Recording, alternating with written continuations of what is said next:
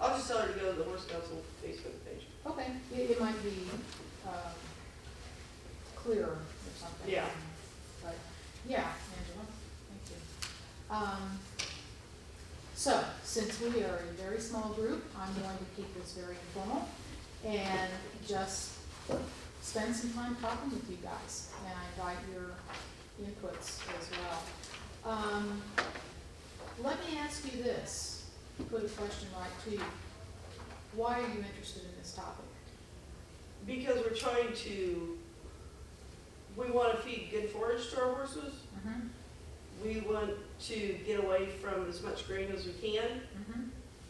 And she has picky eaters. She's got 2 3-year-olds, Mm-hmm. and I have 2 elderly ones. Okay. Tough combination. Oh my God. I have I think Jazz is what, 12, 13? And then I have a Cowboy is like 17, 18, and then I have a 20-year-old mare Mm-hmm. that looks like she's like 15. Yeah. But she was a pack horse. And then my daughter I got a filly and a trade for hay, and at that time she was young, yearling. She raised her horse got pregnant by a Arabian. She kept the baby, shipped the mom off. I had to take her to St. Louis. That was a long drive. And then I had found at the kill pen, Peabody, Kansas. I pulled a yearling out of there, and he is the best boy ever. He don't fit in my trailer. We tried. That was funny. He's huge. Well, when she needs a trailer, she can't get one of those 2-stall bumper poles. It has to be like a stock. He's taller than me. She could probably look over his withers, but I know I can't because I've tried. Well, we're going to try to answer some of those questions. I think what part of the focus is going to be today, and it has a lot to do with feeding, obviously, because forage is so important to the horses because of how their digestive systems work. And the real point of today's discussion is, with Friends, Forage, and Freedom, how can you save on vet bills, keep the horse happier and healthier, and more important, give you more time to be doing what you want to do with your horse, as opposed to worrying about other issues with them. So we're going to talk a little bit about how, actually in the old days, and I'll say old days because I've got white hair, so I can say I'm that. getting there. You're getting there. Things were maybe better in some ways back then. We've had a lot of improvements in our knowledge and understanding of training methods in equine health, and we watch clinicians, and we have the internet, and we do all that now. But back when, in the good old days, I think we maybe knew a little bit more about husbandry than we do now. And so, even though you clearly have a lot of experience with horses, there are a lot of people out there who maybe don't, and all they know is what they see on the media, and sometimes that can be really confusing to know, well, what's the right way? Do I do what I see on Facebook? Do I go to any particular clinician's website? How do I manage the day-to-day of my horses? And I think, unfortunately, a lot of the emphasis is on training, and there's very little emphasis on husbandry and how you take care of them, and that's what we hope to talk about today. I think really what opened my eyes, and this was in my bio, to how we manage our horses in the day-to-day and how that immediately affects how we interact with them, was my opportunity to go to France and study with Frederick Pignon and Natalie Delgado, who were of Cavalia fame. I don't know if you've heard of that or seen that, but it's the Liberty Show, for lack of a better word, but it's really much more than that, and it's how they really, by giving their horses more freedom in their day-to-day activities, end up getting back what they wanted in the first place, which was that close dream girl relationship of, every girl's dream is to go out and be running through the field with their horse. And so that's really what I think came from that. So we're going to go way back in time to to Saffordville, Kansas, and I don't know if you know where that is. It's not far from Strong City, kind of near Emporia, in that area. And back then, there was this horse crazy girl who grew up on Black Beauty and National Velvet and such. And really, it was a lot simpler back then because land was cheap, a lot easier to have horses back then. And most recreational and working horses lived outside. It just didn't much live in stalls. And if you haven't figured it out, of course, that's me back then, with my horse and other various animals. I didn't own a blanket. The horses could go in and out of the barn if they wanted to. Vet visits were almost always routine. There was hardly ever any need to have a emergency colic vet come, or my horse didn't have ulcers and such. So it was really, really a much simpler time back then. And I think back then, in some ways, we really knew more than we do now about day-to-day husbandry with horses. So we're going to fast forward now 50 years to today, and that looks pretty appealing right now in today's weather. I would like to be there. It's nice. We've got the fire, we've got the glass of wine, and I've seen probably 40 t-shirts out there that say horses and wine. I mean, they just kind of go together, right? So that's wonderful. Horses and beer. And horses and beer, beer for my horses. Yeah, exactly. But somewhere along the way, I think we've really, we've anthropomorphized our horses to where we're really thinking about them maybe the way we want ourselves to be treated.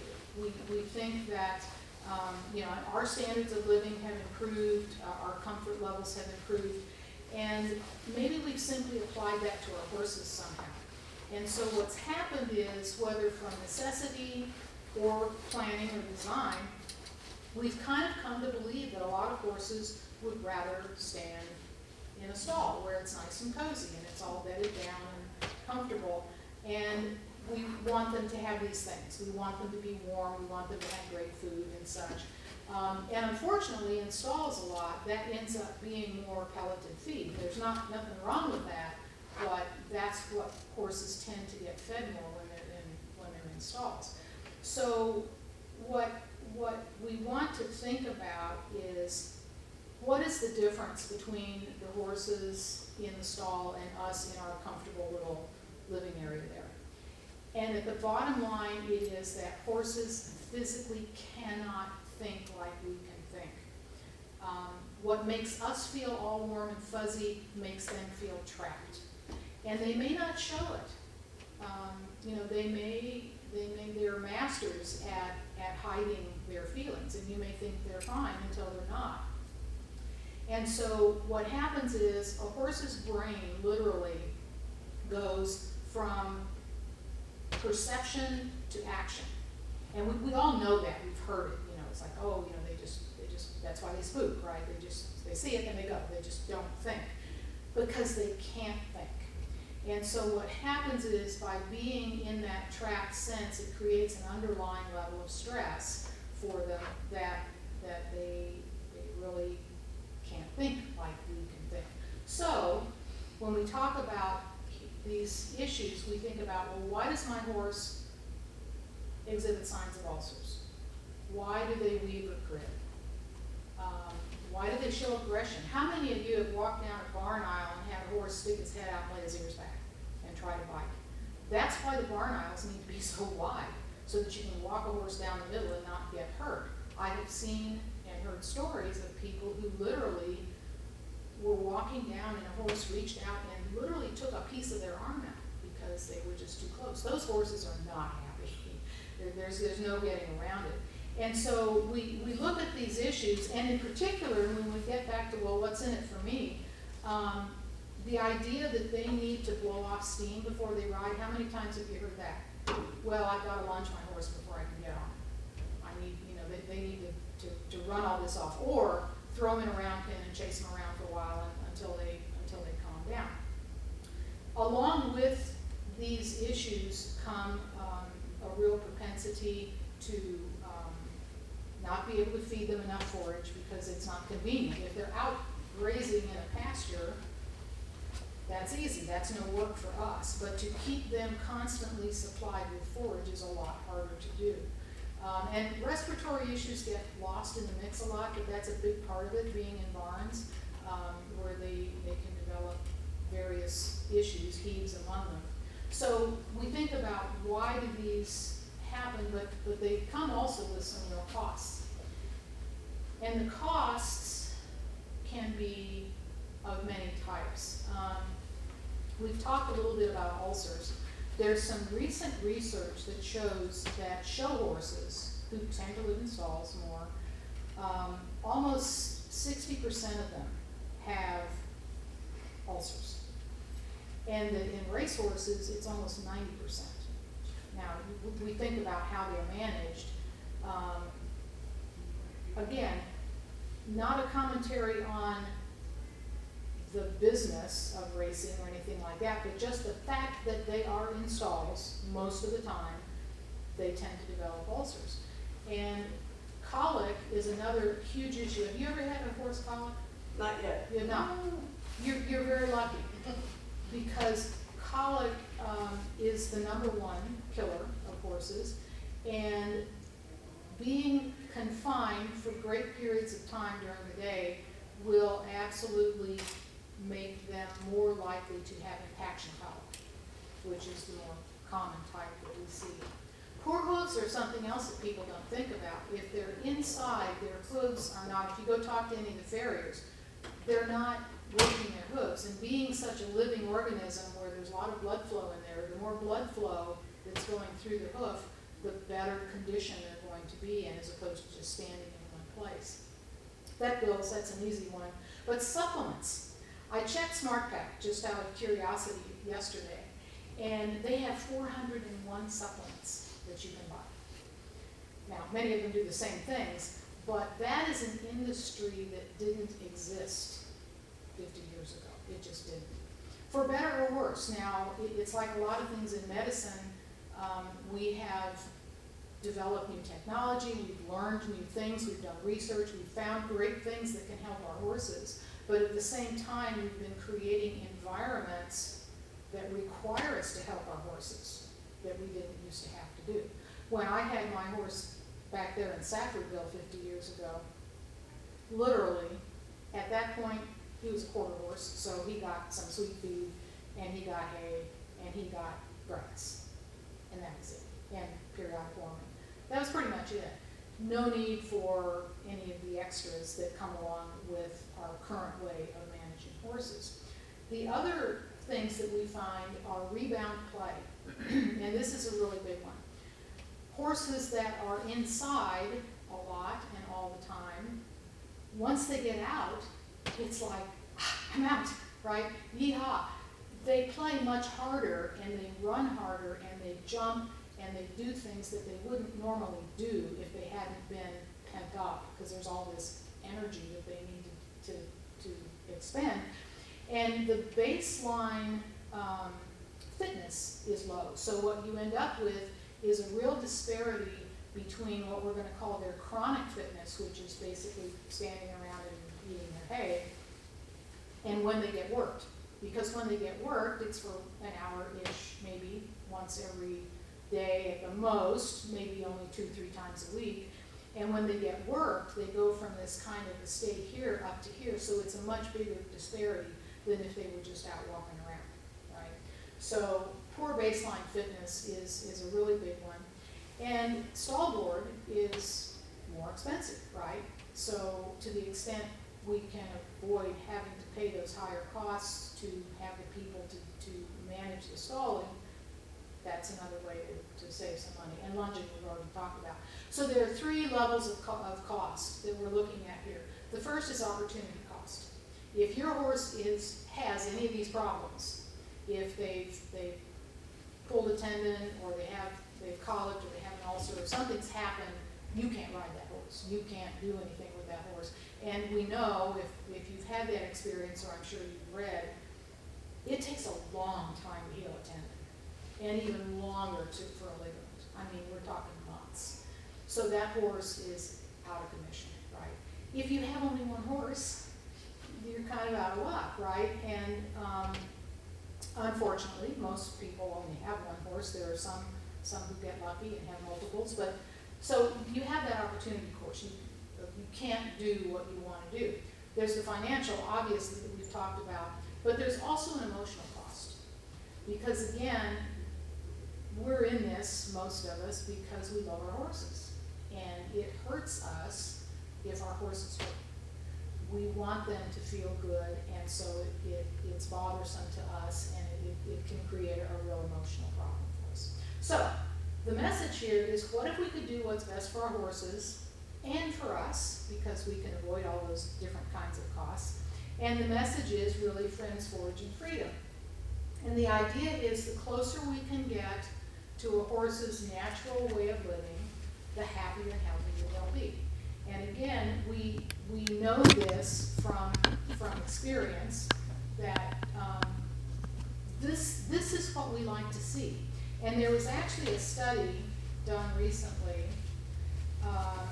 where they looked at what people were asked, if there's one thing you could do that would, and these are horse people, one thing you could do that would make your horse happier, what would it be? And every single one of them said, more turnout. More turnout with friends, even better. And so we know this in our hearts, this is what we would like to get to, but it's hard to get there. And so we think about, well, how do we get from that top picture where everybody's all nice and cozy in their stalls to something down here where horses can behave like horses and eat more forage? Part of the problems, and there are a lot of barriers to this. One of them is giving up some convenience. It's really nice on a day like today to be able to come into the barn and there's your horse and they're all clean and you don't have to worry about spending another 20 minutes. That one. That one. Yeah, because that's exactly what happens, right? That's our need, right? And sometimes we can't help that, especially for people who are working and they have jobs and they've got an hour with their horse and this is all the time they have. So I understand that. What other barriers might there be to being able to have your horses out like this? Any thoughts? Well, they could work their muscles like they're supposed to build them. Right, right. Why else might you not be able to just turn them out and let them be horses like this? No space. No space. No. Yeah, exactly. So no space is a huge problem, especially in urban areas. Now, it's not quite so bad when you're out here in the Flint Hills, because there's lots of room.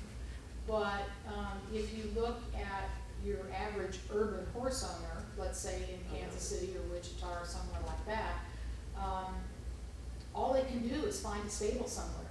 And most stables tend to be stalls. And it's hard to find pasture board for people. It really is. Because most everybody wants to put cattle on. Yeah, exactly. So we have space constraints, exactly. We also have a cost to modify systems and barns. So it's not to say that it's not possible to do this, but there is a cost if you want to change your barn, if you want to change your fencing, the way it's set up.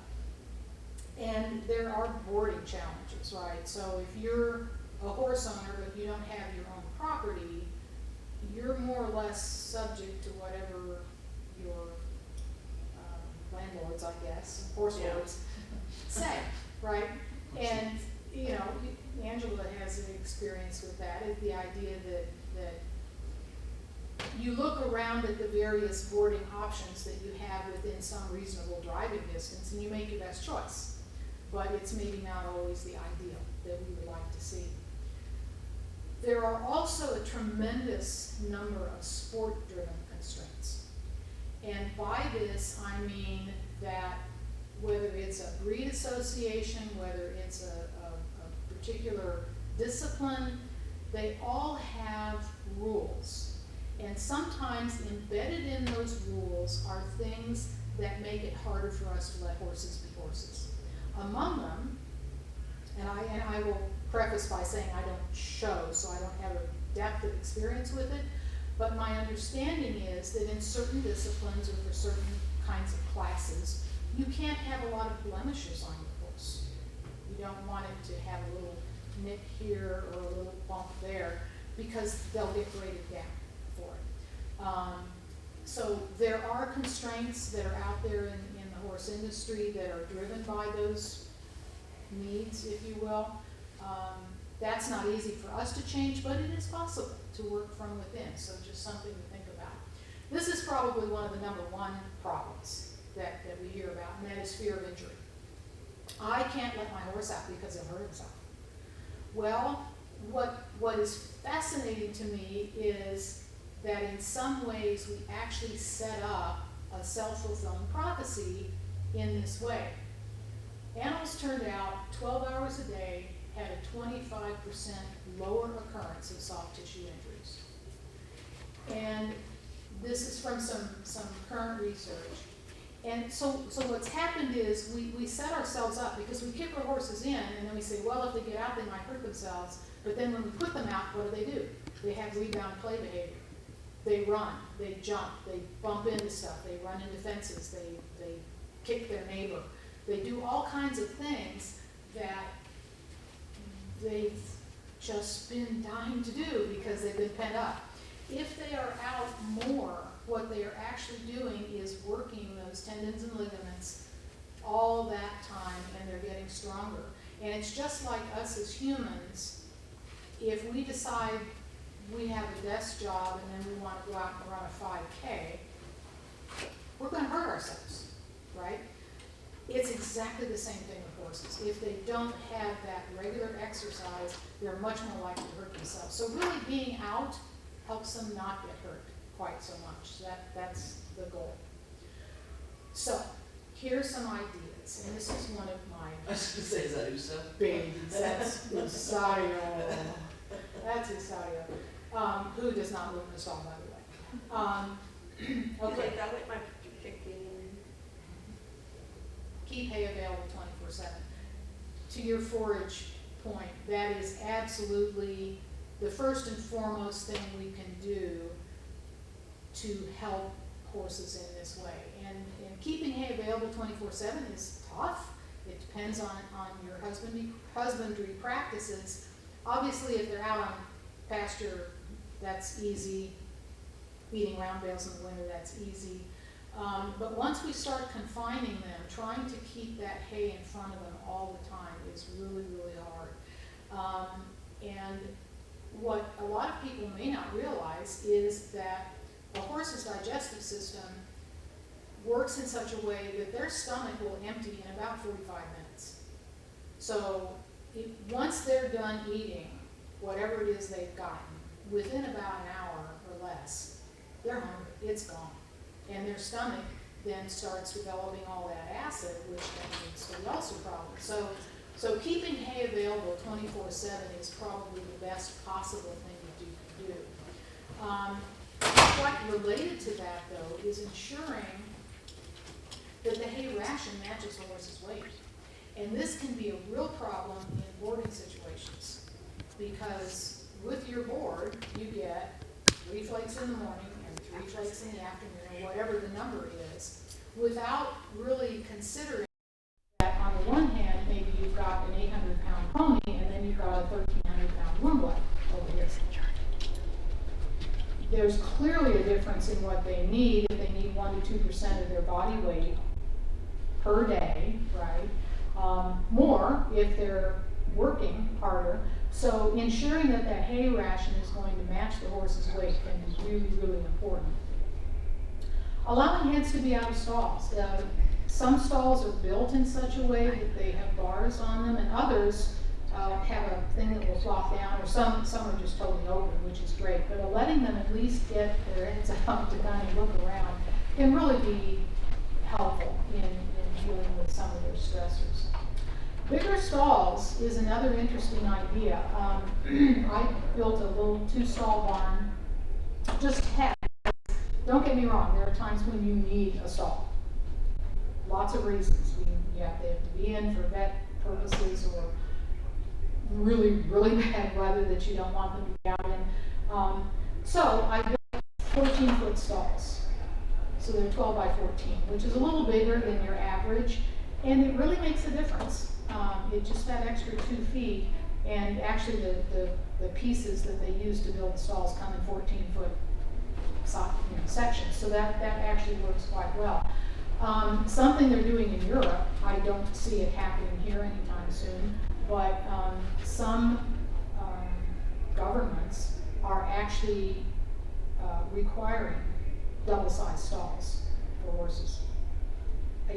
It's an interesting concept, more like a foaling stall, I guess, where there's a lot of room for the broodmare and the baby. So bigger stalls is another idea, and this is one area where people could think about retrofitting an existing barn. Maybe that you have 10-foot stalls, let's hope not, but let's assume you do, and doubling those up and making them bigger. Removing whatever visual barriers might be there. Remember, it's friends, forage, and freedom. Friends is first. To be able to physically see other horses is huge. And a lot of barns have solid dividers.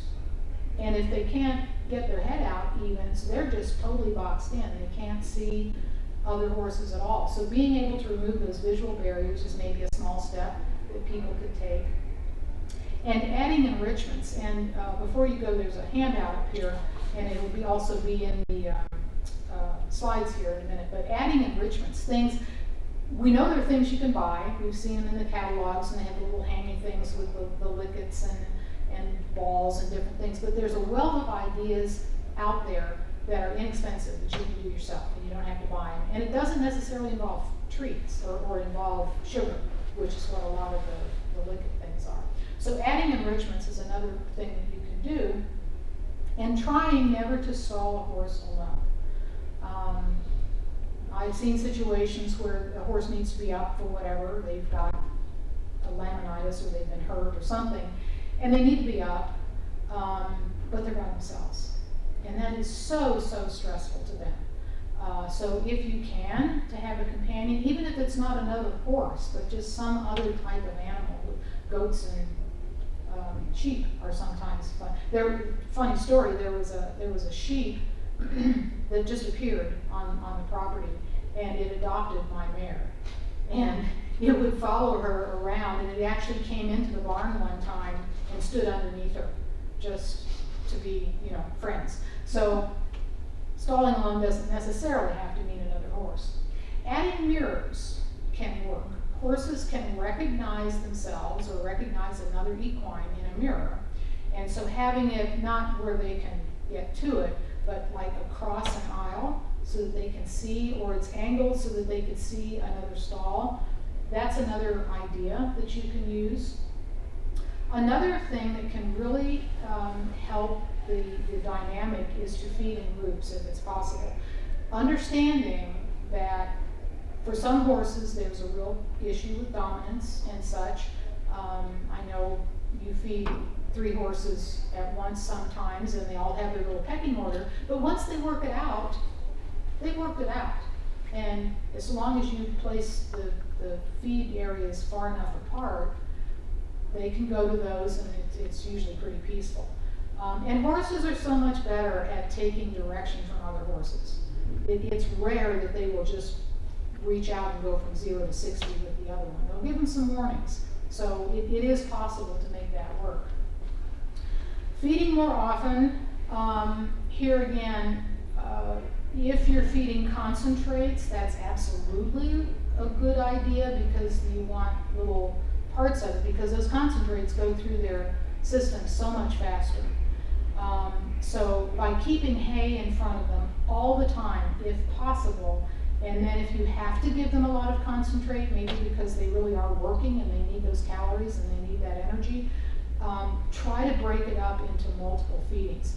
I've read, and I know it's hard if you're in a boarding situation, but I've read that even if you can feed them 6 times a day, that would really be good, because if you're feeding, say, 12 pounds of concentrate, then 6 times, that's 2 pounds, 2 scoops per time. And again, remember the size of their stomach is pretty small. They can't really handle much more than that at one time anyway. And providing them some choice where you can. Here again is another example of setting up a barn situation where maybe there's a stall, maybe there's a run associated with the stall, maybe there's a paddock. If they can choose to come in or to go out. We've all had or seen horses who, when given a shelter in a snowstorm, they will stand outside. Right, that's just what they do. And in fact, again, there's some research that shows about 80% of the time they stay outside unless it's extreme cold or extreme hot. In those situations, they will choose to go in, but in all that middle time, they're really just wanting to stay outside, regardless of the weather. So providing them that choice to say, hey, you want to come in, you want to go out, that would be really nice. And one of the last ideas here is to consider the concept of a paddock paradise. Have you guys heard of that idea? I hadn't heard of it either. And here's how it came about. I had Andalusian horses, and they, because their genetics come from Spain, very dry areas, they cannot handle Kansas grass. They cannot. I had my mare muzzled 24 hours a day, and she still got laminitis, even with that. And of course, then that sent me into a panic because I have two others. What do I need to do with them? So what did I do? I immediately put them in stalls and said, okay guys, no more grass.